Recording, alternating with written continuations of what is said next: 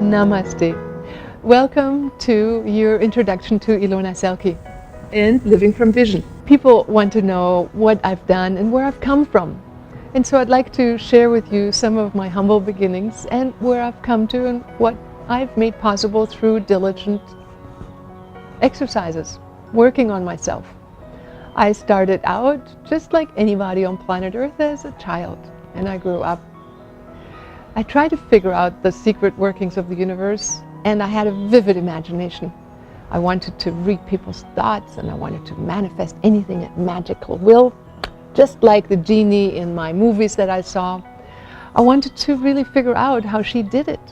So I set out how to observe what my thoughts did with my world and when things really happened. And do you know what I found out? Things happened when I didn't want them. Like the things I really didn't want, those are the ones I got. So I figured a law of the universe must be that whatever I didn't want, I got. And to prove my point, I tested it. One year, when I was about 10 years old, I decided to test God listening to me. And I said, "Dear God, I do not want a bike. Absolutely do not give me a bike because I don't want a bike." You know, like I don't want a bike. Now, by now, maybe you've already heard that what we resist persists, or the universe does not hear any no's. So, this was lesson number one. Although it worked, because for Christmas, guess what I got? A bicycle. And the universe indeed had not heard my no, because what I visualized every single moment when I said I don't want a bike was the bike. So watch your own thoughts. Watch how oftentimes you say, "Oh, how come I can't get this? How come it's this?" Turn it around. Imagine just for a moment the fulfillment rather than the lack. You know, it took me decades after reading books and realizing that what we tend to dwell in and on as humans are the problems. We love solving problems, so we love thinking and hearing about them so we can get busy shifting them into potentials and outcomes that we want. However, because we like the process of being busy with problems, we oftentimes prefer going in circles around and around about the problem.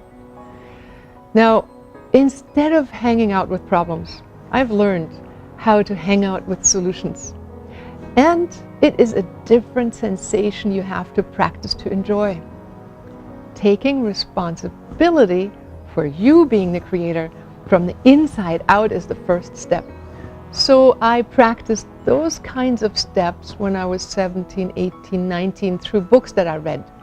Be Here Now, the autobiography of a yogi, books by Rudolf Steiner about how to develop your inner sight and your inner senses. Eventually I studied philosophy. I also practiced the light and sound teachings.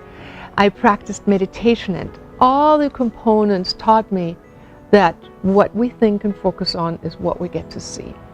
So check for how many times in a day or in a week you wind up thinking about the sad outcome, the soap opera story, and ask yourself how the same film might look like if you were the hero, the superstar, and everything went exactly the way you wanted to.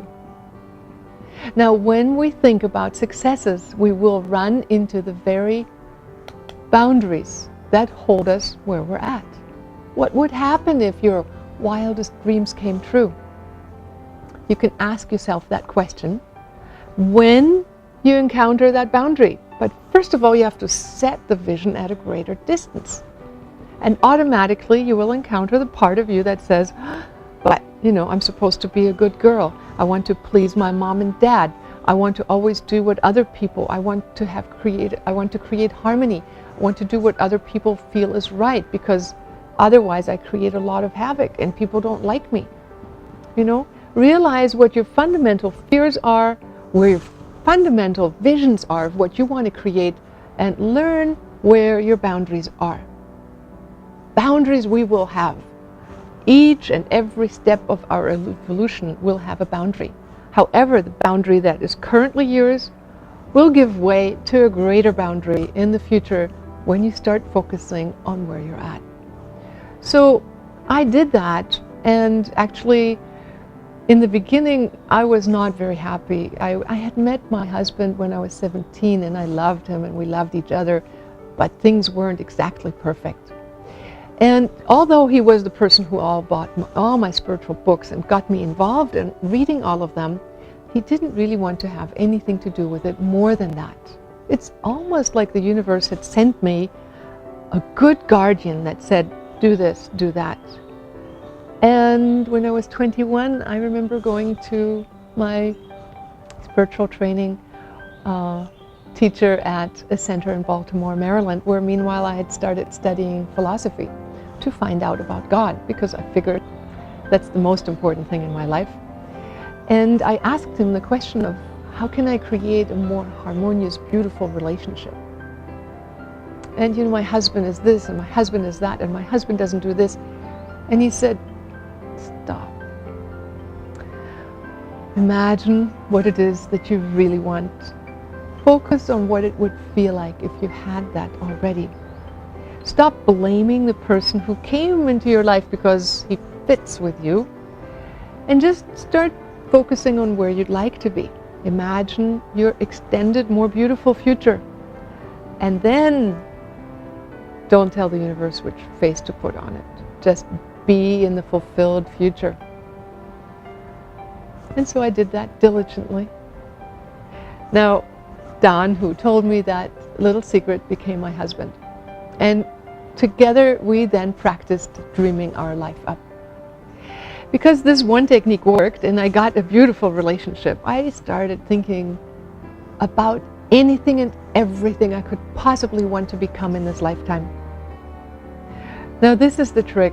And I know I cringe when I hear other people tell me their wild dreams, because I go like, oh my God, who's going to put the butter on the table? There is a part of me that's very practical. So although I had these dreams and I pretended having the results coming into my life, I also made sure I had a stable basis to stand on. And I chose to do what I wanted to do and have my vision, but I also made sure I had the income to stand on until I took the next greater leap of faith, all the while creating greater and greater visions. My husband and I used the imagination of having millions of dollars at our disposal and what we would do. And we realized that although we thought of the money as a bridge to get to where we want to go, in the end, everything we had started imagining started happening. We hadn't gotten our millions yet, but the things that we wanted to see manifest started manifesting. So I encourage you to maybe pretend for a while to imagine what it would be like if you had unlimited funds, or a magical voice in your universe that simply allowed you to say yes to your dreams, and start dreaming of what you really like to experience. Now, I came across the Living from Vision course when I was 28 and started regularly practicing the techniques. And for 15 years, every morning, and most of the time every evening, Don, my husband, and I practiced the audio tapes, and we did the weekly exercises. We first did the course ourselves, then we taught to other people, then I trained people how to train other people. And in the end, I took on this vision of becoming whoever I really wanted to become. But it took practice to get there. I had to create the inner experience, the blueprint first. Then something interesting started happening. I started feeling like, okay, I'm reading this information, I need to move that way. And we went to India to look to live in India. We were invited by an ashram to help co-teach there. And in the process, while teaching a seminar in Bali, a person whose seminar center we were using at the time said, I don't think India is such a good idea. I think you should stay in Bali. Why don't you look at a house here? Which is the very house I'm talking to you from. A big vision of going to India and a small sentence of why don't you look at a different house? And me looking at it and getting this is my house. This is where I am designed to be, allowed the universe to start then communicating back and forth through other methods. We had sensitized ourselves not to just create what we wanted, but to co-create with the inner voice, with God's voice, with guidance from a higher dimension, and tuning into other parts of ourselves that were ahead in the future, talking to us now. Now, at one point, Don and I actually intended to find a time travel machine. That was in 1986. And we intended to have a party for our future selves to arrive. And we literally were ready to celebrate, but we wanted a physical time travel machine. Shortly thereafter, I met a person, Dr. Vern Wolf, who taught us that time travel is an inner process. We are the time travel machines. We are the time shifters. Everything you dream about and are capable of holding any length of time with an intensified degree of consciousness and focus is what will happen. You yourself will walk yourself into the universe that you can preconceive, so you become the navigator of your own time machine. You can apply this focus backwards, what we do in the learning from problems or the holographic imaging technique, and you can apply it into the future. But soon your subtle dimensions, your subtle body starts becoming larger and larger, to where the future starts talking to you into your now. And when you start listening, giving the universe your visions, the universe can give its answers to you. And you start dancing with what is true and right. Dancing to a higher tune. And that's the journey I'd like to invite you on. A journey to become more of who you truly are. A journey of tapping into your higher consciousness, harnessing the power of your consciousness, learning tools of how to clean up what isn't working and how to pre-create what it is you want to experience, so you become a co-creator with a divine part of yourself and the universe. Thank you very much for having listened this far, and I am very excited to have you on this journey. I hope to be able to assist you. Take advantage of any of the offers we have. Several of them are free of charge for you to find out if this is for you. Thank you very much for joining us today. Bye-bye.